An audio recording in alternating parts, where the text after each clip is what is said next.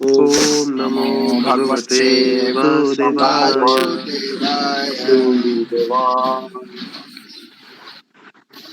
वासुदेवाय।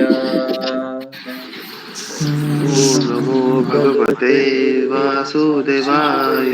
ओम नमो भगवते वासुदेवाय। ओम नमो भगवते वासुदेवाय। नारायणं नारायणं नमस्कृत्यं नरं चैव नरोत्तमं नरं चैव नरोत्तमं देवीं सरस्वतीं व्यासं देवीं सरस्वतीं व्यासं ततो जयमुदीरयेत्। ततो जयमुदीरयेत्। नमस्तप्रायेषु अभद्रेषु नष्टप्रायेषु अभद्रेषु नित्यं भागवत सेवया नित्यं भागवत सेवया भागवते उत्तमश्लोके भागवते उत्तम श्लोके भक्तिर्भवति नैष्टिकी भक्तिर्भवति नैष्टिके। नमो विष्णुपन्थाय नमो विष्णुपादाय कृष्णपृष्ठाय भूतले श्रीमते भक्तिवेदान्त स्वामिनिति नामिने। नमस्ते नमस्ते सरस्वते देवे गौरवाणी प्रचारिणे निर्विशेष शून्यवादी पाश्चात्यदेशतारिणे वाञ्छाकल्पतरुभ्यश्च कृपा सिन्धुभ्येव पतितानां पावनेभ्यो वैष्णवेभ्यो नमो नमः। जय श्री कृष्ण चैतन्य प्रभु नित्यानंद श्री अद्वैतगदाधर श्रीवासादि गौर भक्त वृंद। हरे कृष्णा कृष्णा कृष्णा हरे हरे हरे राम राम हरे हरे। हरे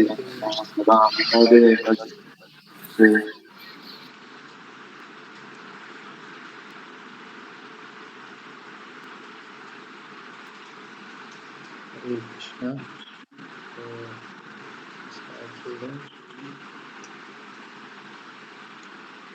तो सतीश को पढ़ सकते हैं। हरे कृष्णा। हरे कृष्णा। हरे कृष्णा। तो हम लोग श्रीमद् भगवद गीता यथारूप अध्याय 3 कर्मयोग से पढ़ रहे हैं। आज 41 टेक्स्ट नंबर 41 पढ़ेंगे। तस्मात् इंद्रियाणि यजादो तस्मात् त्वमिन्द्रियाणि यातो नियम भरतर्षभ नियम्य भरतर्षभ। पाप्यमानं प्रजह्यर्ननं पापमानं प्रजहीह्येनं ज्ञान विज्ञान ज्ञान विज्ञाननाशनम् ज्ञानविज्ञाननाशनम्। अनुवाद प्रभुपाद के द्वारा प्रभुपाद की जय। इसलिए है भारतवंशियों में श्रेष्ठ अर्जुन, प्रारंभ में ही इंद्रियों को वश में करके इस पाप के महान प्रत्येक काम का दमन करो और ज्ञान तथा आत्म साक्षात्कार के इस विनाशकर्ता का वध करो। तात्पर्य, भगवान ने अर्जुन को प्रारंभ से ही इंद्रिय संयम करने का उपदेश दिया, जिससे वह सबसे पापी शत्रु काम का दमन कर सके, जो आत्म साक्षात्कार तथा आत्मज्ञान की उत्कंठा को विनष्ट करने वाला है। ज्ञान का अर्थ है आत्म तथा अनात्म के भेद का बोध, अर्थात यह ज्ञान की आत्मा शरीर है। विज्ञान से आत्मा की स्वाभाविक स्थिति तथा परमात्मा के साथ उसके संबंध का विशिष्ट ज्ञान सूचित होता है। गीता में इसकी विवेचना इस प्रकार हुई है। ज्ञान परम गुवाम्य युद्ध ज्ञानम सम्मिलितम सर्वस्यम तदम च ज्ञान गदितम माया। आत्मा तथा परमात्मा का ज्ञान अत्यंत गुण एवं रहस्यमय है, किंतु जब स्वयं भगवान द्वारा इसके विविध पक्षों की विवेचना की जाती है तो ऐसा ज्ञान तथा विज्ञान समझा जाता है। भगवत गीता हमें आत्मा का सम्मान तथा विशिष्ट ज्ञान तथा विज्ञान प्रदान करती है। जीव भगवान के भिन्न अंश हैं, अतः वह भगवान की सेवा के लिए है। यह चेतना कृष्ण भावनामृत कहलाती है। अतः मनुष्य को जीवन के प्रारंभ में इस कृष्ण भावनामृत को सीखना होता है, जिससे वह पूर्णतः कृष्ण भावनावहित होकर तद अनुसार कर्म करे। काम ईश्वर को विकृत प्रतिबिंब है और प्रत्येक जीव के लिए स्वाभाविक है, किंतु यदि किसी को प्रारंभ से ही कृष्ण भावनामृत की शिक्षा दी जाए तो प्राकृतिक ईश्वर प्रेम काम के रूप में विकृत नहीं हो सकता। एक बार ईश्वर प्रेम के काम रूप में विकृत हो जाने पर इसके मौलिक स्वरूप को पुनः प्राप्त कर पाना दुस्साध्य हो जाता है। फिर भी कृष्ण भावनामृत इतना शक्तिशाली होता है कि विलंब से प्रारंभ करने वाला ही भी भक्ति के विधि विधानों को पालन करके ईश्वर प्रेमी बन सकता है। अतः जीवन की किसी भी अवस्था में या जब भी इसकी अनिवार्यता समझी जाए, मनुष्य कृष्ण भावनामृत या भगवत गीता के द्वारा इंद्रियों को वश में करना प्रारंभ कर सकता है और काम को भगवत प्रेम में बदल सकता है, जो मानव जीवन की पूर्णता की चरम अवस्था है। हरे कृष्णा प्रभु जी, धन्यवाद। हरे कृष्णा सतीश प्रभु, थैंक यू वेरी मच। सो कल हम लोग पढ़े थे कि काम का जो निवास स्थान है मन, इंद्रियां और बुद्धि, उसके ये जो जीवात्मा उसके ऊपर हमेशा इस काम के तरफ हमेशा इंक्लाइन रहता है, तो इससे हमारा ज्ञान जो है जीवात्माओं के ज्ञान ढक कर रहता है। तो आज कृष्ण बता रहे हैं फिर से कि भरत वंशियों में श्रेष्ठ अर्जुन, उनको संबोधन कर रहे हैं अर्जुन को कि आप जो हो भरत वंशीय जो है, जितने भरत वंशज हैं उनमें श्रेष्ठ हैं आप। और उनको बता रहे हैं कि प्रारंभ में ही इंद्रियों को बस में करके इस पाप के महान प्रतीक काम का दमन करो और ज्ञान तथा आत्म साक्षात्कार के इस विनाशकर्ता का वध करो। जितना जल्दी हो सके इसको, ये जो पाप का प्रतीक है काम, उसको दमन करना चाहिए, क्योंकि ये जो है ये पाप रूपी होता है काम। ये होता है क्या है, ये ज्ञान तथा आत्म साक्षात्कार के विनाश करता है। ये विनाश करता है हमारे ज्ञान का और ज्ञान तथा हमारे आत्म साक्षात्कार में। लोग पहले भी डिस्कस किए थे क्या आत्म साक्षात्कार है। आत्म साक्षात्कार मतलब अपने आप को जानना, अपने आप को पहचानना, मैं कौन हूँ और मेरा शाश्वत संबंध क्या है भगवान के साथ, आत्म साक्षात्कार है। ये आत्म साक्षात्कार में बाधा होता है ये काम, और ज्ञान में भी। जब जीवात्मा पूरी तरह से ये आवरण से मुक्त हो जाता है, अज्ञान तक आवरण, काम रूप आवरण से, तब फिर उसका ज्ञान प्रकट होकर पूर्णतया ज्ञान प्रकट होकर वो अपना आत्म साक्षात्कार कर सकता है। तो हम प्रभुपाद बता रहे हैं कि कृष्ण जो है अर्जुन को प्रारंभ से ही इंद्रिय संयम करने का उपदेश दे रहे हैं, जिससे वो सबसे पापी शत्रु काम का दमन कर सके जो आत्म साक्षात्कार तथा आत्मज्ञान की उत्कंठा को विनष्ट करने वाला है। ज्ञान का अर्थ है आत्म तथा अनात्म के भेद का बोध, अर्थात ये ज्ञान की आत्मा शरीर नहीं है। विज्ञान से आत्मा की स्वाभाविक स्थिति तथा परमात्मा के साथ इसके संबंध का विशिष्ट ज्ञान सूचित होता है। तो ये जो है काम जो है, कामना जो है, लस्टी डिजायर जो है, ये बाधा उत्पन्न करती है इसमें, क्योंकि ये एक्चुअली हम लोगों को इतना अज्ञानता भर देता है हमारे अंदर, फिर हम लोग अंधा हो जाते हैं, ब्लाइंड टुवर्ड्स द नॉलेज। जैसे हम लोग, ये अज्ञानता आने का कारण यही है कि जैसे जैसे हमारे अंदर ये कामना उद्रेक होता है, हम उतना अज्ञानता हमको आवरण कर लेता है। अज्ञानता जो है वो अंधकार है। चैतन्य महाप्रभु बोलते हैं कि कृष्ण सूर्य समा माया अंधकार, जहां कृष्ण तहां नाही माया राधिका। जैसे अंधकार जो है वो आलोक का, बिना आलोक के ही अंधकार उत्पन्न होता है। आलोक का अनुपस्थिति ही अंधकार है। जैसे आलोक आ जाएगा वैसे अंधकार दूर होता है। देखते हैं हम लोग, जैसे ही सुबह होता है, सूर्यदेव प्रकट होते हैं तो अंधकार दूर हो जाता है। अंधकार का स्थिति केवल आलोक के अनुपस्थिति से होता है। तो वैसे ही अज्ञानता जो है, माया का स्थिति जो होता है, वो केवल कृष्ण के अनुपस्थिति से ही होता है। जब कृष्ण आ जाते हैं हमारे चेतना में, तब ऑटोमेटिकली हमारा अज्ञानता दूर हो जाता है। तो यहाँ प्रभुपाद बता रहे हैं कि ये जो कामना होता है, ये हमारा आत्म साक्षात्कार और आत्मज्ञान का जो उत्कंठा रहता है उसको विनष्ट कर देता है।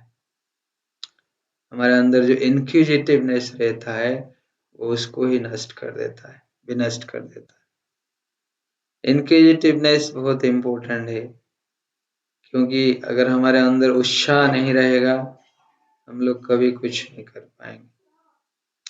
तो ये उत्साह तब भी रहेगा आत्म साक्षात्कार का, जब हम इस कामना से मुक्त होंगे, हमारे चेतना का शुद्धि करेंगे। प्रभुपाद बहुत अच्छे से समझाएं, भागवतम का श्लोक भी लिए हैं, ज्ञानम परम गुह्यम में यदि यद्विज्ञान समन्वितम सरहस्यम तदंगव गृहाण गदितम मया। आत्मा तथा परमात्मा का ज्ञान अत्यंत गुह्य एवं रहस्यमय है, किंतु जब स्वयं भगवान द्वारा इसके विविध पक्षों की विवेचना की जाती है तो ऐसा ज्ञान तथा विज्ञान समझा जा सकता है। भगवद गीता हमें आत्मा का सामान्य तथा विशिष्ट ज्ञान तथा विज्ञान प्रदान करती है।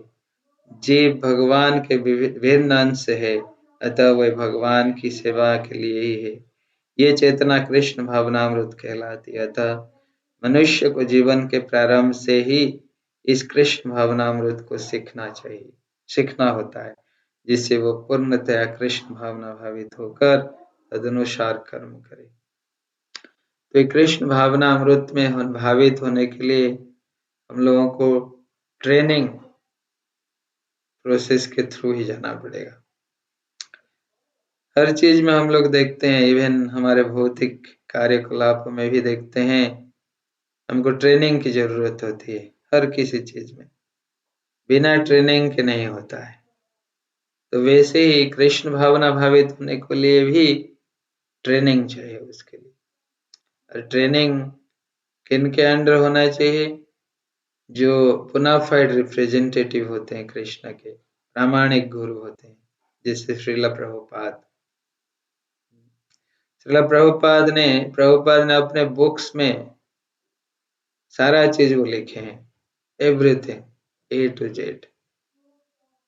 हाँ, भगवद गीता के परपट में, श्रीमद् भागवतम के परपट में, सब में बहुत ही अच्छी तरह से समझाए हैं कैसे कृष्ण भावना भावित हो सकते हैं हम लोग। वही चीज यहाँ प्रभुपाद बता रहे हैं कि ये जो ज्ञान है कि हम कृष्ण के अंश हैं, ये ज्ञान हमको भगवद गीता में ही कृष्ण देते हैं। 15 अध्याय में हम लोग देखेंगे आगे।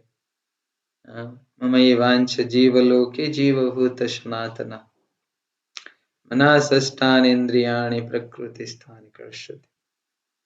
तो हम लोग जीव कृष्ण के अंश हैं, जो जीव होते हैं, जीवात्माएं। तो कृष्ण के अंश होने के कारण हमारा कर्तव्य क्या होना चाहिए, हमको समझना चाहिए। जब वो समझ में आ जाएगा तो हम कृष्ण भावना भावित हो जाएंगे। तो वही हमको समझ में नहीं आता कि हम कैसे कृष्ण के अंश हैं, कैसे, क्योंकि हम लोग हमेशा अज्ञानता के अंधकार में रहते हैं। तो इसलिए हम लोगों को समझ में नहीं आता, क्योंकि हम लोगों को काम जो है, लस्ट डिजायर, हमारे चेतना को अवरुद्ध करके रखता है। काम ईश्वर प्रेम का विकृत प्रतिबिंब है और प्रत्येक जीव के लिए स्वाभाविक है, किंतु यदि किसी को प्रारंभ से ही कृष्ण भावनामृत की शिक्षा दी जाए तो प्राकृतिक ईश्वर प्रेम काम के रूप में विकृत नहीं हो सकता। तो हमारा नेचुरल टेंडेंसी जो है to love Krishna, and that love of Krishna, it becomes lost on material platform। ये भौतिक स्तर पर ये क्या हो जाता है, काम बन जाता है। तो इसको बोलते हैं, प्रभुपाद बोल रहे हैं, एक्चुअली उसमें भी है 15 अध्याय में, ये एक्चुअली प्रतिबिंब है। हाँ, ये विकृत प्रतिबिंब होता है। जो भौतिक जगत में हम जिसको प्रेम बोलते हैं, एक लड़का लड़की का अट्रैक्शन और जो भी ये सब है, हमारा जो असली प्रेम है कृष्ण के प्रति, इसका ये विकृत भाव है, विकृत प्रतिबिंब है, रिफ्लेक्शन है, perverted reflection.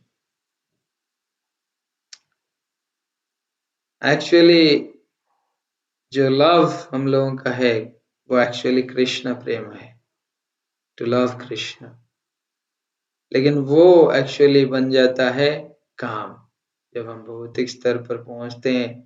We are hankering for love, but that love becomes last here, भौतिक स्तर पर, क्योंकि हमारे अंदर कामनाएं उत्पन्न हो जाती, क्योंकि हम लोगों का चेतना जो है कामना से आवृत रहता है।